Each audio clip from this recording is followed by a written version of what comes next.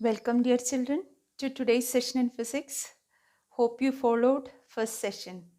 Okay, today we are going to start with the second session, that is measurement of length. We are familiar with different devices used in the measurement of length, like Taylor's tape, land tape used to measure the height of the tower, and the survey chain used in the measurement of land, etc. But in the measurement of length, the ranges of measurement are different. In some cases, the length may be too big, like interstellar distance. But in some other cases, the length will be very small, like the radius of an atom. First, we will discuss the measurement of long distances, and that method is called as parallax method. To understand this parallax, let's do an activity. We all know that when we observe an object with one eye closed, its actual position changes. So when first you hold your pencil against a reference point on the wall and look through left eye, closing your right eye. In the next step, you observe the same pencil against the same object on the wall with your right eye keeping your left eye closed. You can see that in the two cases, the position of the object is different, slightly different from the actual position. So this change in position when the point of observation changes, that phenomenon is known as parallax. This is because when we look with separate eyes, our viewpoints are separate and the line of sights are different. Here, the positions of two eyes are the two viewpoints. The distance between these two positions is called as basis, or basis is the distance between the 2 points of observation. We use exactly the same method in measuring long distances, that means distance of a distant planet from the surface of Earth. So we will be observing the same planet from the two observatories on the surface of Earth at the same time. Here, X and Y are the positions of two observatories on the surface of Earth from where a far distant object S is being observed. Here, XS and YS forms the two line of sight to that far distant object from the two observatories. Now, the distance between the two observatories, that is called as basis. So here the distance xy forms the basis, and this distance is measurable. Then the lines of sight xs and ys, they make angles beta and gamma with the basis, that is xy. These angles beta and gamma are measurable in the observatories with the help of telescope. Now in the triangle XYS, that angle XSY is taken to be theta. Now since it forms a triangle, the sum of all the angles will be equal to 180 degree. So knowing beta and gamma, theta can easily be calculated using the equation. Here xs and ys are the directions of lines of sight from the two observatories x and y. They make an angle theta. So this angle theta is known as parallax angle or parallactic angle. Since the object which we view, it is at large distance from the surface of Earth, the distance of the object from the two observatories x and y can be taken to be same, and it is taken as d, that is xs and ys is taken to be d. Now we know in comparison with b, d is very large. So the ratio b by d will be very less. That means very much less than 1. In this case, we can assume this xy to be a portion of a big circle whose center lies at the position of that far distant object S. So in that case, that xy comes as an arc which subtends an angle theta. So from the definition of plane angle, that theta equal to arc length by radius, here that is theta equal to b by d, where d comes as the radius of that big circle. So using this equation, knowing b and theta, we can easily calculate d using the equation d is equal to b by theta. So in the parallax method, we have the basis, that distance between the two observatories on the surface of Earth, and theta is the angle subtended by the two line of sights from the two observatories, and d is the distance of that far distant object from the surface of Earth, and it is that d which we have to find, and the expression for d we get as d is equal to b by theta. So knowing b and theta, we can easily calculate this d. Okay, so now we are going to do some problems. So in the calculation, so we already discussed theta is a supplementary quantity, we said, and that unit of theta is, SI unit of theta is radian, and the angle which we are familiar with, the measurements of angle, it is in degree. So first of all, we will learn how to convert the angle measurement in degree to radian and radian to degree. So that's what our first question is. Example 2.1. Calculate the angle of 1 degree, 1 minute and 1 second in radians. Use 360 equal to 2 pi radian, 1 degree equal to 60 minute and 1 minute equal to 60 seconds. So in this question, what you have to keep in mind first is, what is that relation? That means pi radian is what? 180 degree. This is the thing which you have to keep in mind. Or it is the same as 2 pi radian is equal to 360 degree. But this is better one to keep in mind. Pi radian is equal to 180 degree. So you need to study what is 1 degree. What is 1 degree usually? That is what we need to do the conversion from degree to radian. So what is 1 degree? 180 degree equal to pi radian. So 1 degree is pi by 180 radian.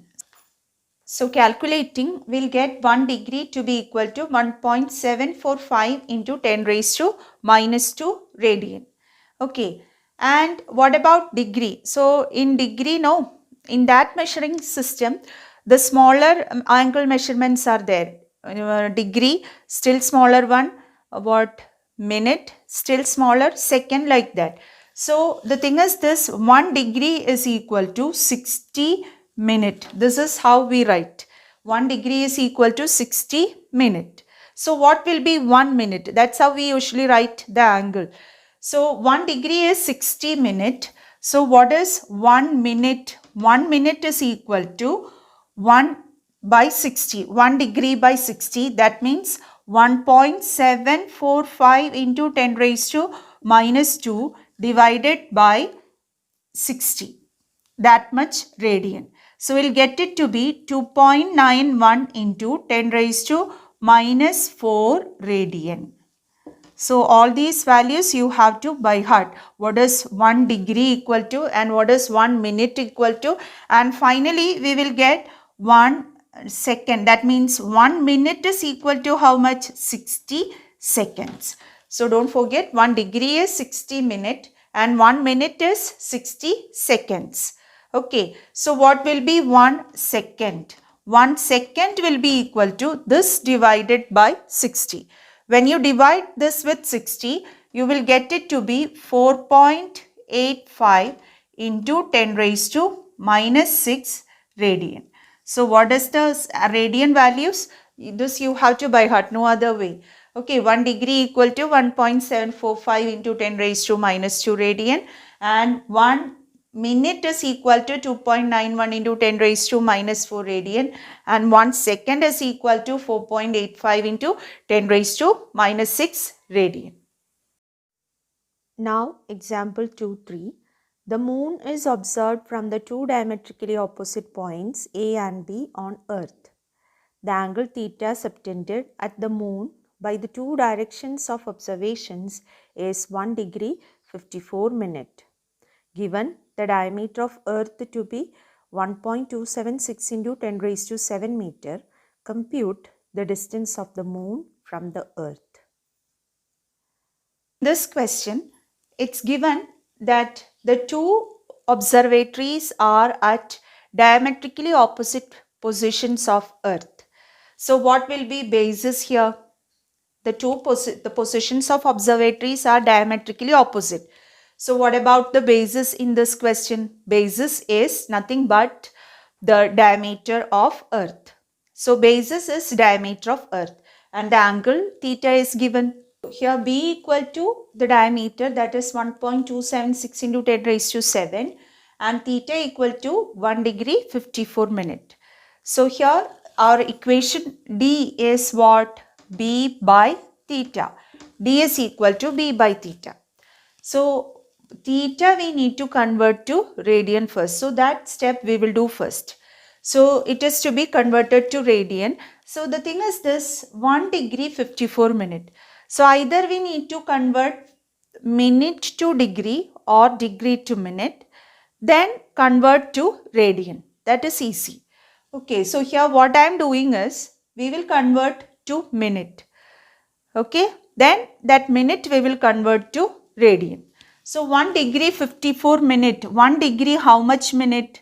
60 minute plus what? How many is there? 54. So totally how much it is? 114. 60 plus 54, 154 minute. So the angle, 114 minute, 114 minute. So that minute we need to convert. So in this, here I am writing the substitution. So D is equal to 1.276 into 10 raised to 7 divided by theta. What is theta? 114 into, what is the conversion factor for minute? 2.91 into 10 raised to minus 4. So this is the calculation which you have to do. You will be finding it very difficult nowadays. Okay, so we will get the answer to be 3.84 into 10 to the power 8. That much meter. So that distance is 3.84 into 10 to the power 8 meter. So that is the answer to that question. Now let's discuss what is meant by angular diameter. Angular diameter is the angle subtended by the ends of the diameter of the far distant object at one observatory. So in this diagram, small letter d shows the diameter of that far distant object and alpha is the angle subtended by that diameter at the observatory x. Now by using the definition of plane angle, we can write alpha to be equal to small letter d by capital letter D, where small letter d is the diameter of the stellar body and capital letter D is its distance from the surface of Earth. In this equation, alpha can be measured using telescope and d can be, capital letter D can be found using parallax method. So in that equation, small letter d can be calculated using that equation, alpha equal to small letter d by capital letter D. So once again, angular diameter means the angle subtended by the ends of the diameter at one observatory on the surface of Earth. Now, example 2.4. The sun's angular diameter is measured to be 1920 seconds. The distance d of the sun from the earth is 1.496 into 10 raised to 11 meter. What is the diameter of the sun? In this question, angular diameter. So what is angular diameter? Angle subtended by the ends of the diameter, okay, of the celestial body which we are observing at the position on the surface of Earth. So at the observatory, what is the angle subtended by the ends of the diameter of the celestial body which we are observing? That angle is called as what? Angular diameter. So for example, moon, its diameter is d. The ends of the diameter subtends an angle. So this is the position of the observatory on the surface of Earth. Okay, so that angle subtended by the ends of the diameter of moon is alpha. So this alpha is called as what? Angular diameter. So in this problem, alpha is given as 192 seconds, 1920 seconds, 1920 seconds, and the distance of sun from Earth is given. So it's not moon, it is sun. Okay, so we are observing sun. So it's given sun's distance from Earth is 1.4. So that distance is d. 1.496 into 10 raised to 11 meter. Distance of sun from Earth. You are asked to find the diameter of sun. So it is this distance, capital letter D. So what is the equation which you can use? Alpha is equal to, okay, the expression is alpha is equal to D by D. So in this question, alpha, you can substitute 1920 into 4.85 into 10 raised to minus 6. So you'll get it as 9.31 into 10 raised to minus 3 radian. Hope you know how to change the power of 10 and all that you have studied in lower classes, no? Okay, so alpha we'll get. So what is the relation? Alpha is equal to small letter d by capital letter D. So what we want to get is d. So d is alpha d, that is 9.31 into 10 raised to minus 3 into capital letter D is 1.496 into 10 raised to 11. So when you multiply, you will get the answer 1 point. So when you multiply, you may get 13.9 into 10 to the power 9. That means 10 to the power 8 you will get. 9.31 into 1.496 you will get 13.9 something. Then 10 raised to minus 3 into, I am doing it here, 10 raised to minus 3 into 10 raised to 11 what? 10 to the power 11 minus 3. That is what? 10 raised to 8. Okay, so 10 raised to 8. This we can write as what? 1.39 into 10 raised to 9 meter. So that is the required answer. Hope you followed. Now example 2.2. A man wishes to estimate the distance of a nearby tower from him. He stands at a point A in front of the tower C and spots a very distant object O in line with AC. He then walks perpendicular to AC up to B, a distance 100 meter, and looks at O and C again. Since O is very distant, the direction BO is practically the same as AO, but he finds the line of sight of C shifted from the original line of sight by an angle theta equal to 40 degree. Estimate the distance of the tower C from his original position. So actually a man is standing at A. Okay, and he is standing in front of a tower. Suppose this is the position of the tower. Got it? So standing at A, when he looks at the tower, he could see a far distant object in the same line as that of AC. So what is AC here? AC is the line joining his position and the tower.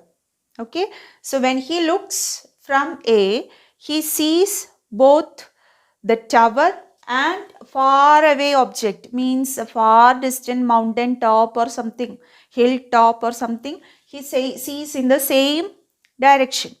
Okay, and what he does next, he walks a distance 100 meter In what direction he is walking? In a direction perpendicular to this line. Perpendicular to this direction, he walks a distance 100 meter. Now when he walks 100 meters, suppose this is the position. I call it as B. So B is his new position. Now where is the tower? C is the tower. Okay. Now again, reaching at B, he again looks at the tower. So the tower, to see that tower, he has to look in this direction, isn't it? So to the tower, his line of sight is now like this. Okay. But to see that far distant object, no, which he saw here in line with that tower, to see that object, he has to look in the same way as he was looking when he was at A. That means to see that far distant object, his line of sight is in the same direction, parallel to the initial direction itself. But to see the top of the tower, his line of sight has tilted through an angle theta. This is what is given. What is that angle theta? 40 degree. And if so, what is the distance of the tower from his original position A? Or in short, in this diagram, it is this AC which you have to find. Got it? So this angle theta, it is here. So if this angle is theta, this angle also is theta. Okay. So hope you followed this problem. Okay. Once again, I'll tell. So what is it? First of all, when he looked from A, C and the tower and the far distant object was in the same line. So that's what we have drawn the first line. So A is his position, C is the tower, and that dashed line shows to the direction towards that far distant object. Then when he walks a distance 100 meter perpendicular to that direction AC, okay, when he, after covering that 100 meter distance, when he looks at that far distant object, he has to look in the same way. He has to look in the same direction. Okay, but to look at the tower, he has to change his direction of looking. Line of sight has got changed the direction. So how much, through what angle the line of sight has tilted? That angle is theta. So that's what we marked here. So this angle also becomes theta. Now using simple trigonometry, we can find this AC because this is a right triangle. You know one side and one angle, and this angle anyway it is 90 degree. So it's easy to find this. So we can write tan theta. What is tan theta? So tan theta equal to 100 by x and x equal to 100 by tan theta. Theta is 40 degrees. Substituting the value of tan theta, we will get the answer to be 119 meter. Only this much for today. Thank you.